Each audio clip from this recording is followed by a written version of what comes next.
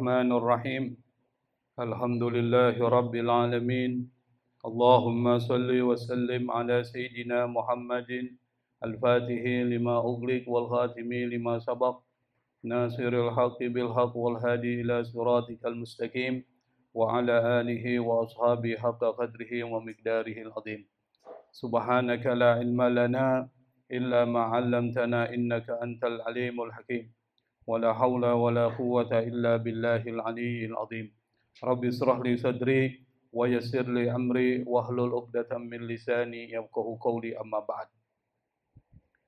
Pada pelajaran yang lalu kita sudah membahas tentang persoalan membaca Al-Quran di pekuburan pada saat ketika dimakamkan dan persoalan apakah bacaan-bacaan Quran, tasbih, tahmid, tahlil, salawat yang kita baca lalu dikirimkan pahalanya kepada yang meninggal sampai atau tidak. Di situ ada pendapat dan pendapat yang paling kuat adalah bacaan-bacaan itu pahalanya sampai kepada yang sudah meninggal. Nah, pada pembahasan malam hari ini kita akan melanjutkan kajian kita. Qala al-musannif rahimahullahu ta'ala babu ma jaa fi anna al-mayyita yudfanu fil ardi allati khuliqa minha. Babu pembahasan ma jaa tentang fi anna al-mayyita bahwa mayit itu yudfanu dikuburkan fil ardi di tanah allati khuliqa minha yang menjadi bahan penciptaan orang tersebut. Jadi pada kesempatan malam ini kita akan bahas bahwa seorang itu dikuburkan dan tempat kuburannya itu adalah tempat di mana tanah itu diambil menjadi bahan penciptaan orang tersebut.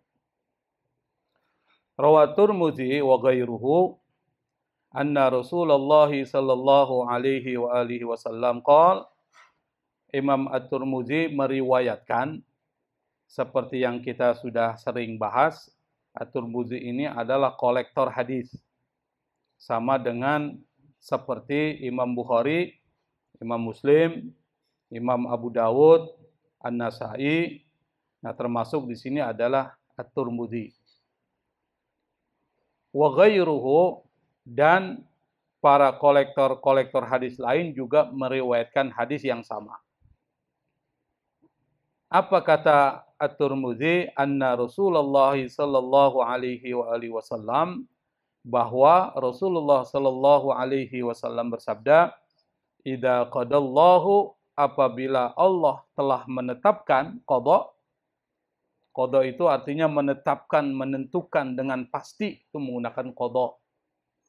Lil abdi, terhadap seorang hamba, ayyamuta, meninggal, bi ardin, di satu negeri, ja'ala lahu ilaiha hajatan, maka Allah jadikan buat dia itu kebutuhan ke negeri itu.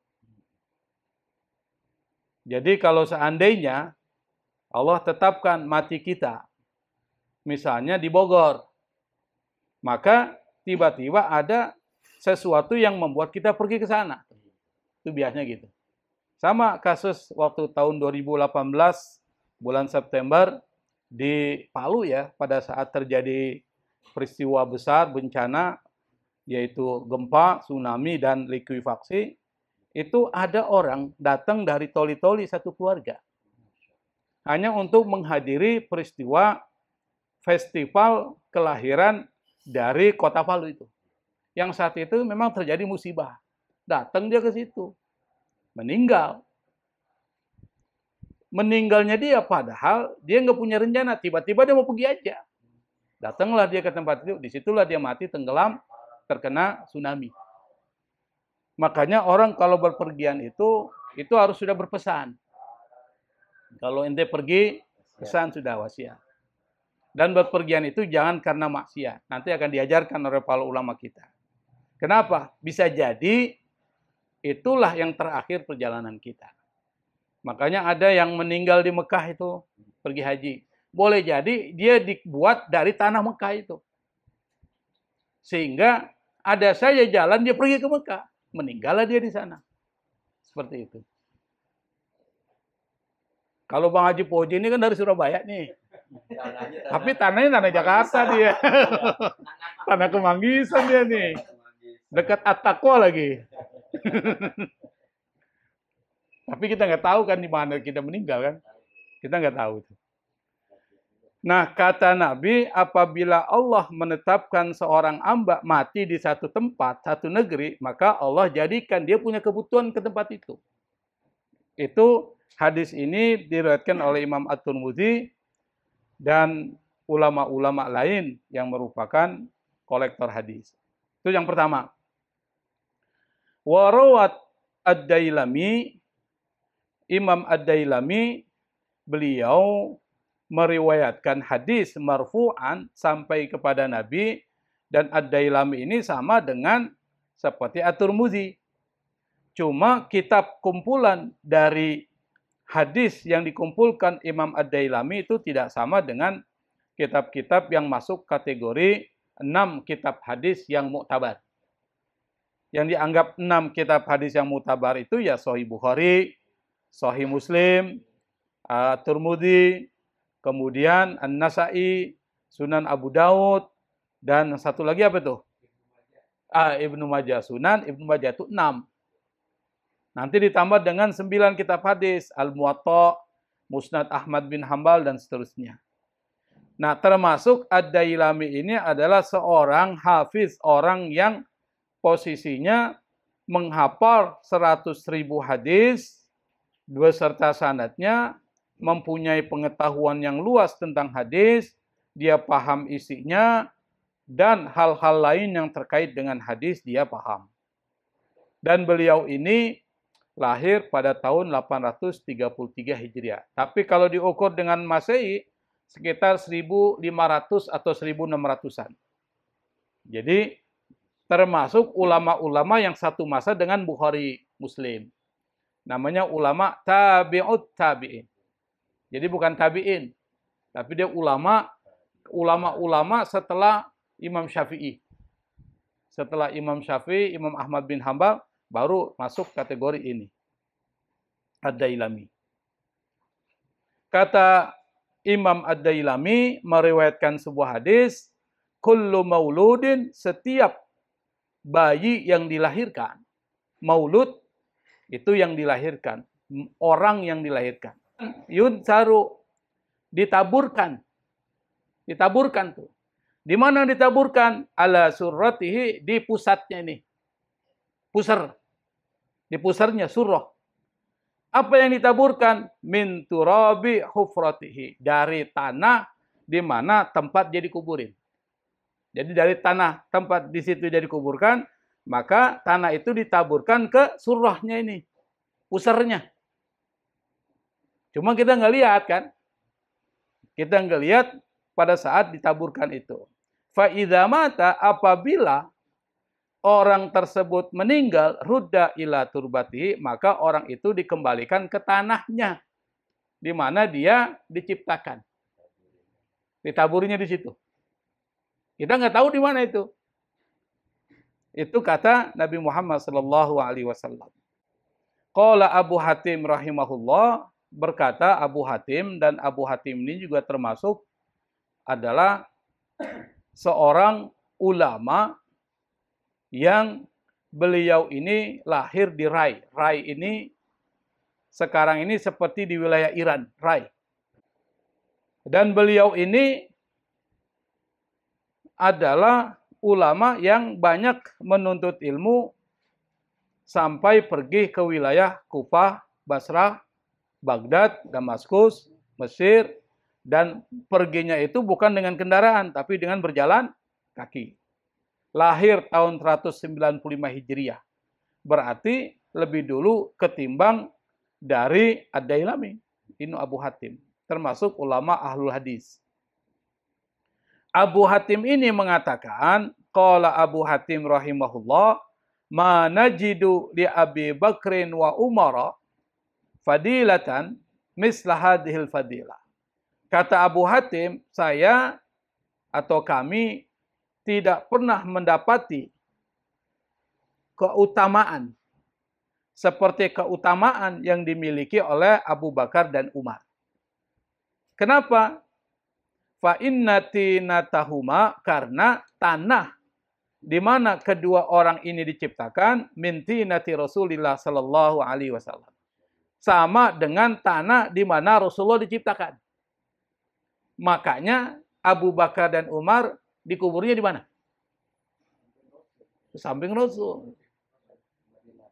Di Madinah di samping kuburan Rasul, berarti dari tanah di mana itu diciptakan. Sama dengan tanahnya Rasul nggak? Sama itu. Makanya kata Abu Hatim, kami tidak menemukan satu keutamaan seperti keutamaan yang diberikan kepada Abu Bakar dan Umar. Kenapa? Karena tanah keduanya itu sama dengan tanah di mana Rasulullah diciptakan.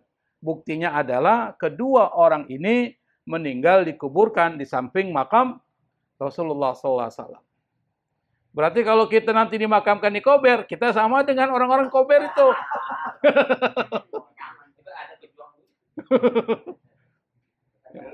yang repot di situ kalau yang meninggal pemabok, sama dengan pemabok tuh tanahnya. Repot juga itu. Wa ansyadu, mereka kemudian bersenandung, idza mahamamul mar'i kana bi baldatin da'athu ilai hajatun fayatir.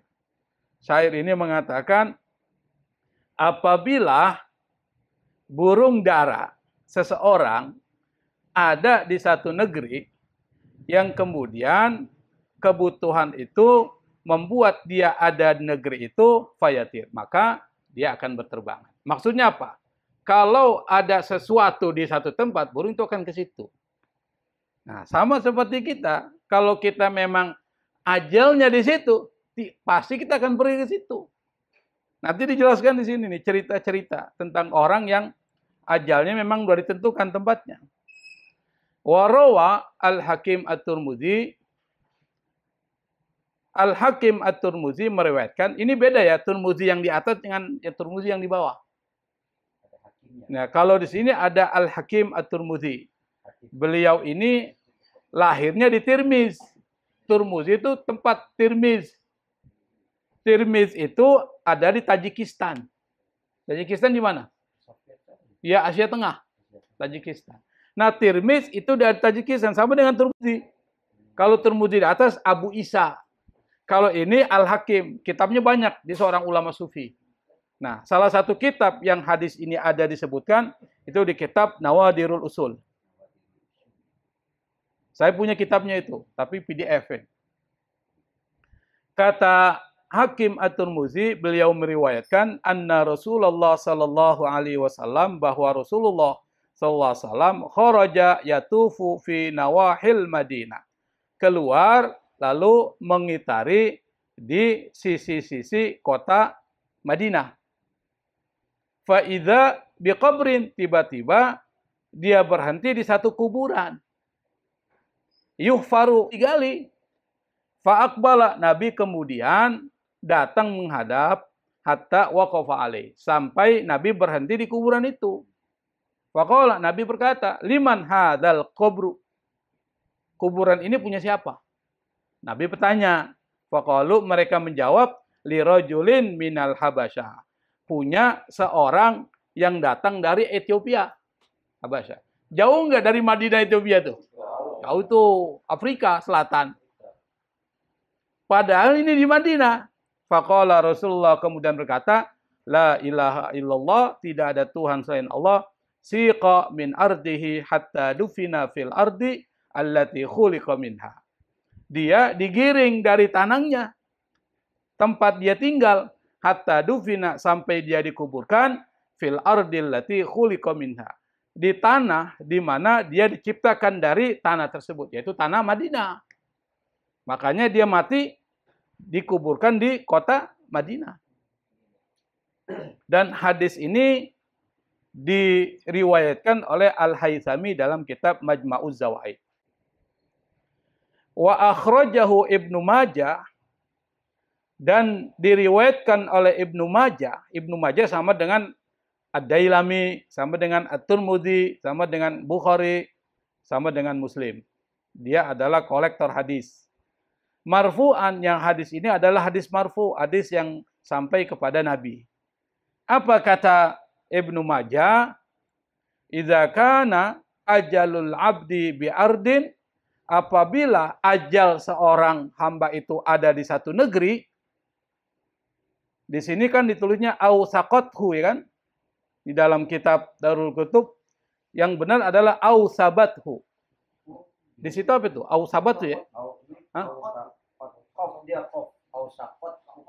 Yang benar au sabathu. Iya, au sabat. Sabat itu salah.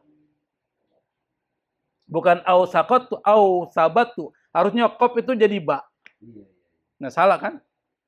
Au sabathul hajatu ilaiha, kemudian kebutuhan itu menggerakkan dia ke sana. Itu maksudnya. Au sabah, move, to move tuh, untuk menggerakkan dia ke sana. Hatta hingga idza balagha aqsa asarihi, apabila dia sudah sampai penghujung umurnya, penghujung perjalanannya, tawaffahullahu, lalu Allah mewafatkan dia biha. Fataqulul ardu, maka kemudian tanah di mana dia diciptakan berkata pada hari kiamat, yaumal qiyamah, ya Rabb, hada mastauda'tani. Ya Allah, ini orang adalah orang yang telah engkau titipkan kepadaku. Artinya tanah itu ngomong kepada Allah hari kiamat, orang ini sudah saya tunaikan, kau sudah titipkan kepadaku, saya berikan kepada engkau. Kira-kira kita tahu nggak kita dari tanah mana ini? Jangan tanah konflik. Repot itu. Tanah sengketa. Kita nggak tahu, nanti kalau udah meninggal baru tahu. Ternyata Husain meninggalnya di Irak nanti. Kita nggak tahu dikuburin di Irak. Kenapa? Tiba-tiba dia ikut mati syahid di sana, ikut perang. Deklarasi Partai Perubahan.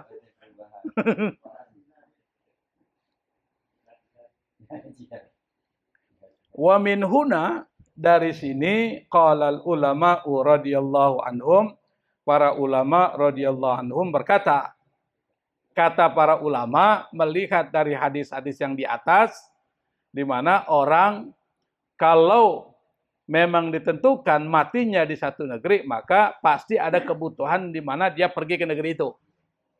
Kata para ulama, mereka mengatakan yustahabbu, disunahkan, dianjurkan. Siapa yang dianjurkan? Lil abdi, bagi seseorang, idza safara, apabila dia berpergian. Yang pertama apa? Ayyakhruja anil madzalim. Dia meninggalkan sesuatu yang berbentuk kezaliman, kemaksiatan. Perginya bukan pergi untuk melakukan kemaksiatan. Itu satu. Yang kedua, wa yaqdi jami'a duyunihi. Semua utang-utangnya dibayar. Jadi kalau dia mau pergi, makanya dalam Islam, kalau Anda mau pergi haji, utang dibayar dulu dong. Baru pergi. Maksudnya apa? Jangan sampai ente mati di sana, utang belum dibayar. Kasihan itu. Ahli waris tuh. Dibebankan dengan hutang itu. Termasuk kalau kita mau melakukan perjalanan, maka semua hutang-hutang kita dibayar aja. Khawatir nanti meninggalnya di tanah itu. Kalau kita meninggal, kita ada utang, kita nggak tahu, keluarga nggak tahu, repot. Karena utang itu bisa menjadi penggantung kita. Bisa menjadi penghambat kita. Kalau kita orang soleh, itu terhambat dengan hutang itu. Makanya mumpung masih hidup, kita pikir-pikir, ada nggak saya punya hutang ya? Pikir-pikir. Jangan sampai kita meninggal masih membawa hutang. Yang ketiga, wa yusi bima lahu wa alaihi, dan berwasiat. Wa yusi, ausa, berwasiat. Berwasiat tentang apa? Bima lahu wa alaihi, tentang hak dan kewajibannya. Kenapa? Fa innahu la yadri, karena kita nggak tahu, dia nggak tahu. Hal yarji'u min tilka safarati amla, apakah dia bisa pulang dari berpergian itu atau tidak. Makanya para ulama menganjurkan 3 hal. Yang pertama, kalau melakukan berpergian, jangan melakukan sesuatu yang mengandung kezaliman atau maksiat. 1. Yang kedua, bayar semua hutang-hutang yang kita miliki. Yang ketiga, berwasiat tentang hak dan kewajiban kita. Yang mungkin kita punya kewajiban yang belum terpenuhi. Misalnya apa? Ya misalnya nazar, kita punya nazar. Atau yang lainnya, maka sebelum kita berpergi kita bilang, saya ini punya nazar nih, saya punya sesuatu yang harus saya penuhi. Nanti kalau saya pergi, nggak kembali lagi, kau tunaikan ya. Jadi wasiat. Atau wasiat terkait dengan persoalan harta waris juga nih. Kan seringkali orang meninggal, tiba-tiba bentrok tuh keturunannya. Kenapa? Orang tuanya nggak menyelesaikan sebelum dia meninggal. Jadi harus diselesaikan. Itu banyak terjadi di mana-mana itu.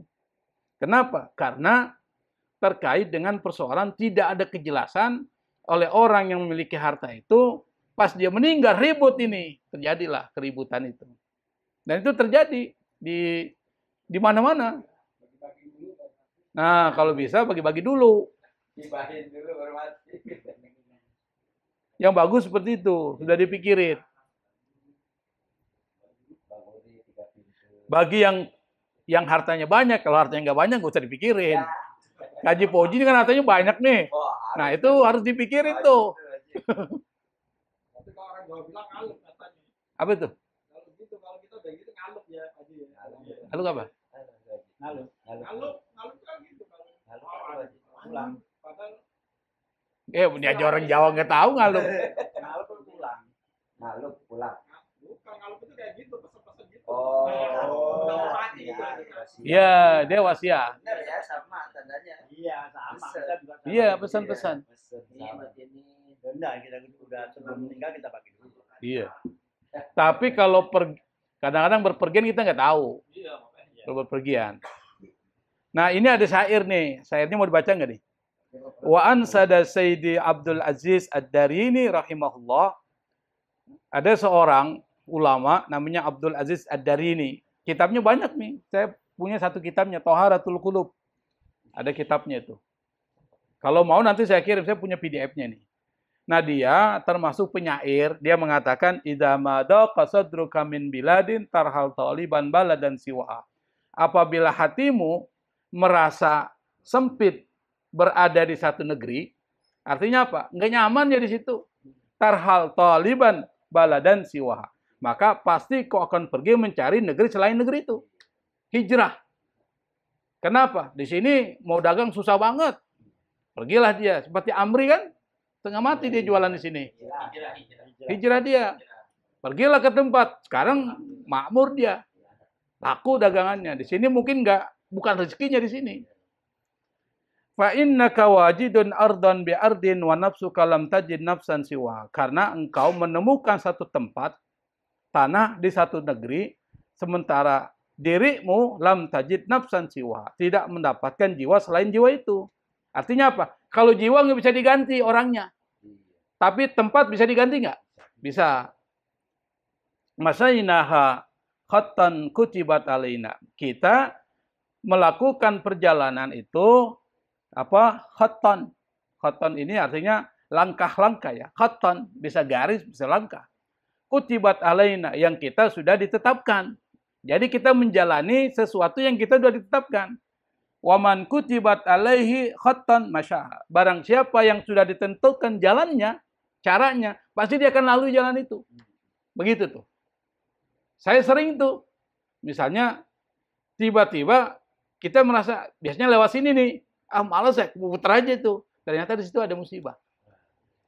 Tiba-tiba perasaan kayaknya nggak enak kalau sini kan ya. Iya. Tapi kalau emang orang udah mau kena musibah, nggak lewat situ, di lewat sana. Kenapa kok lewat situ? Memang dia mau kena musibah.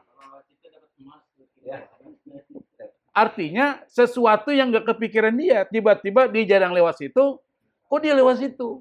Ternyata di situ dia kena musibah. Dan itu banyak terjadi tuh. Waman kanat mambatuhu bi'ardin, barang siapa yang tempat tumbuhnya di tanah. Maksudnya dia berasal dari tanah itu. Walaisa yamutu fi ardin siwa. Maka dia nggak akan mati di tanah selain tanah itu. Kalau memang bahan penciptaan dia dari tanah itu, dia akan mati di situ. Dengan cara apapun pasti dia di situ. Itu Allah sudah tetapkan. Jadi nggak ketukar. Kuburan kita nggak ketukar nanti. Di situ yang punya kuburan di samping A, B, C, D. Nggak akan ketukar itu. Ada nggak orang kuburannya ketukar? Nggak ada itu. Ditumbuk-tumbuk, ya di situ ente punya tanah.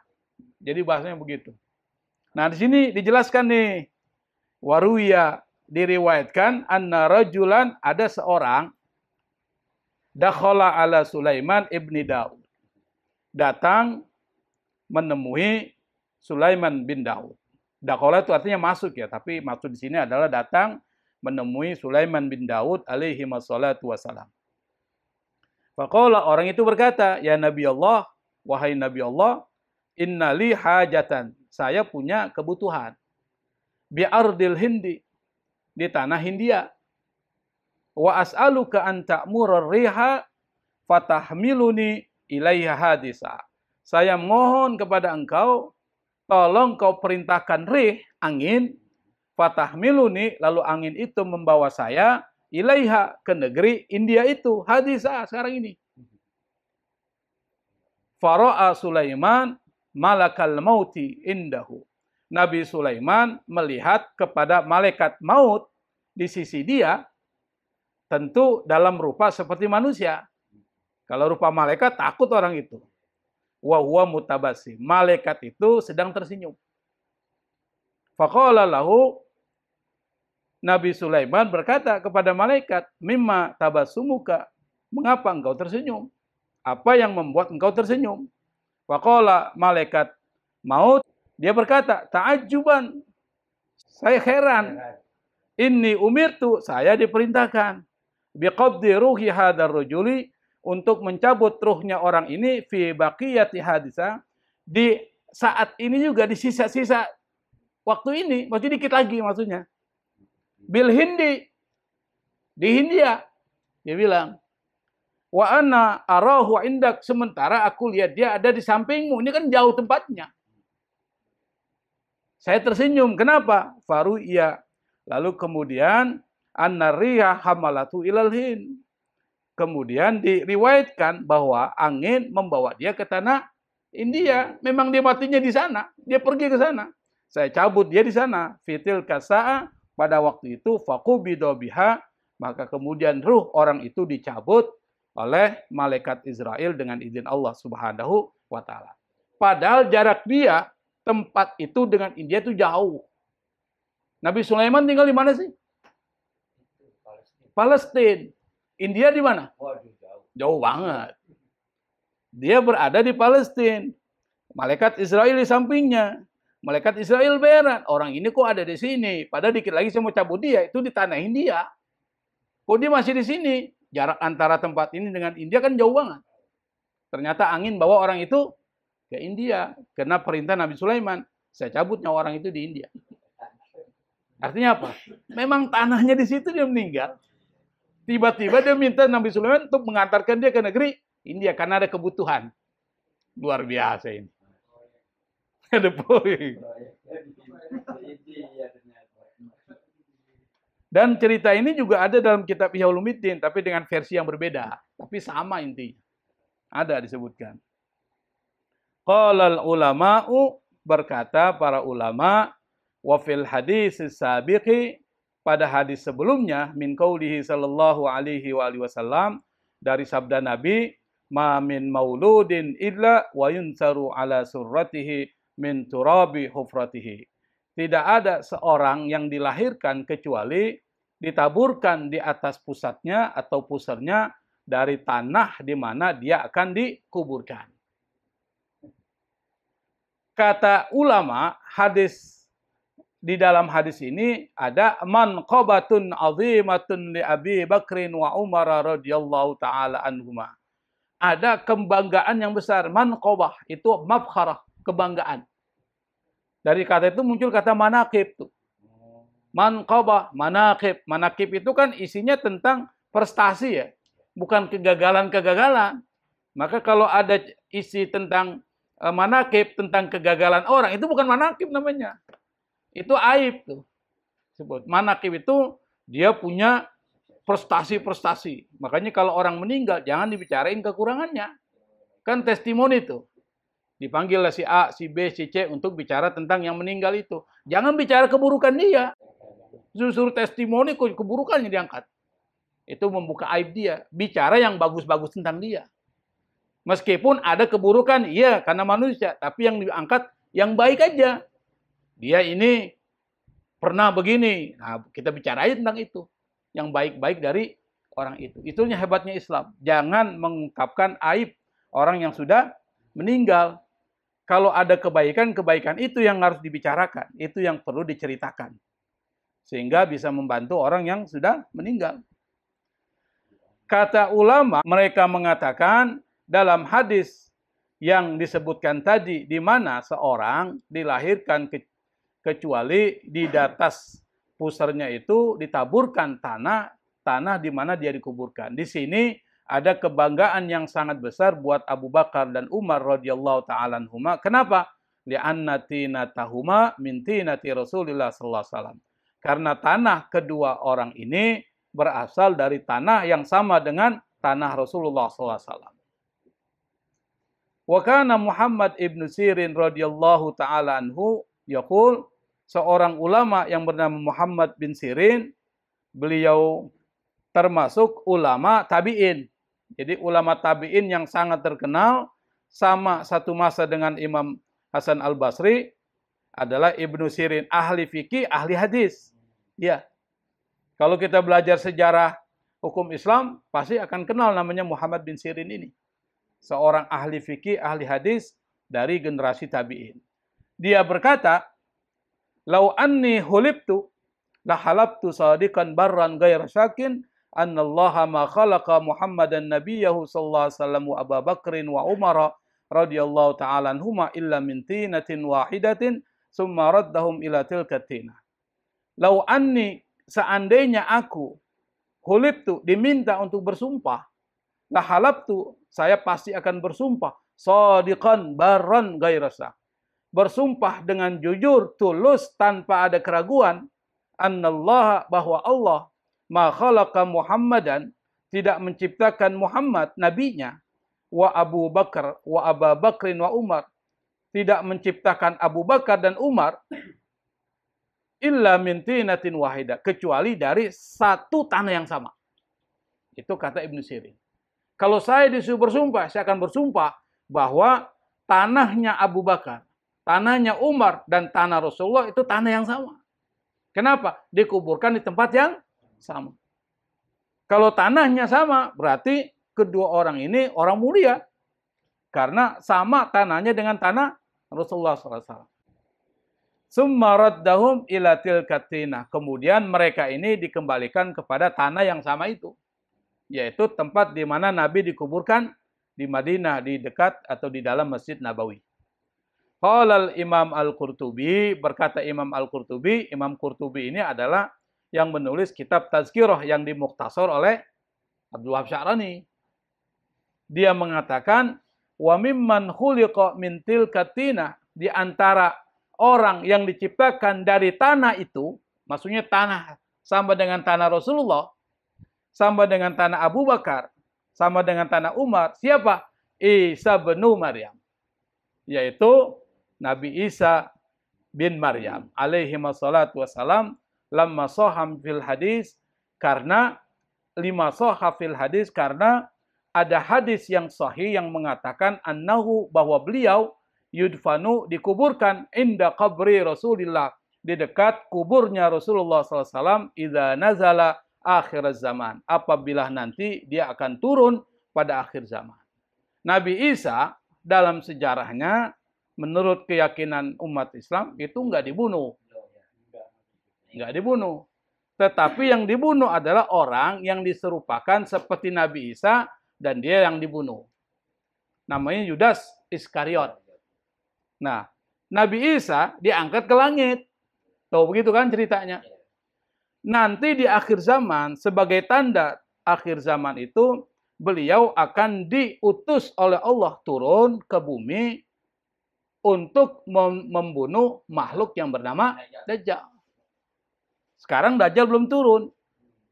Dajjal itu nggak bisa dibunuh kecuali oleh Nabi Isa. Maka Nabi Isa nanti diturunkan oleh Allah. Di mana Nabi Isa diturunkan?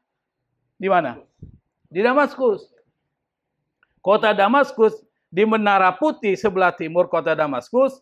Kemudian dia menggunakan pakaian dengan bau wangi za'faran. Dia turun. Setelah dia turun, dia masuk ke dalam satu tempat masjid yang di situ disolat berjamaah dengan imamnya adalah Al-Mahdi. Imam Al-Mahdi itu mempersilahkan Nabi Isa untuk jadi imam. Apakah Nabi Isa? Saya menjadi makmumnya. Berarti Nabi Isa nanti akan mengikuti Nabi Muhammad SAW, agamanya. Dan untuk membantah keyakinan orang-orang Kristen yang menjadikan dia sebagai Tuhan.